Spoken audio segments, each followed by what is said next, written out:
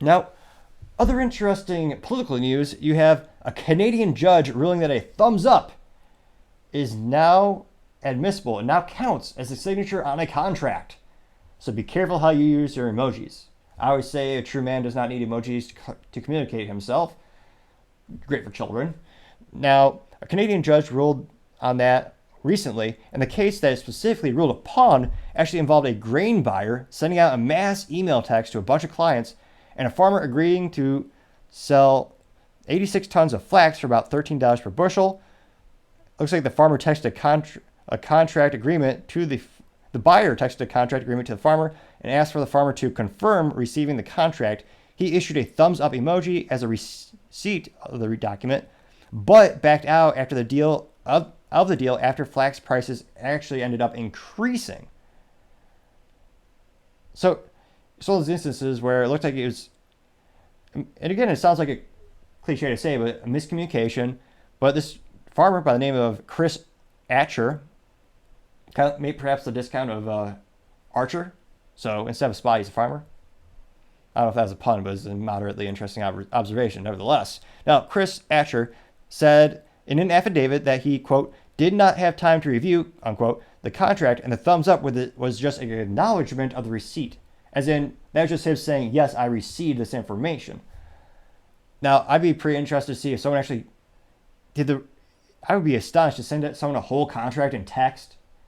That sounds cruel and unusual. I know people usually have smartphones the size of a dinner plate these days because it gets so much bigger and bigger and bigger as time goes on. But I can't imagine reviewing a whole legal document on a cell phone like that via text. To me, that'd be a little bit awkward. I know the youth are different these days with technologies. They might appreciate it. They might have really good eyesight, or maybe they have the Apple nerd goggles that just slap it on their head so they can read it like they're in a movie theater. But I digress. It's fascinating to see. And politically speaking, if you're doing business with Canadians, or you're moving to, or you're, I was going to say, heaven forbid you move to Canada, but if you're in Canada, this is fascinating to see. It used to be a cliche where you talk about in the United States, there's been many instances where a conversation at a bar and two men writing down a contract on a cocktail napkin and signature, that's kind of been the old staple of legal debate in terms of contracts, and when you also have alcohol involved at that point. It's interesting to see we've gone from talking about cocktail napkin contracts to literally emojis now being a part of the legal system and counting as a signature. And I can't help but think that's pretty ridiculous because a signature, in my opinion, and I know you have technologies like DocuSign where instead of actually writing out your whole signature, you just click a button and it'll just copy paste a nice cursive signature. But to me, there's a big cognitive difference between me taking time to write out my signature on a contract as opposed to just texting someone a thumbs up. The amount of effort needed for a thumbs up is so little it can be done, in my opinion, done accidentally. It's one of those things you do without even thinking. Signature, and again, we're not talking about a lot of brain power, but it makes you think a little bit more.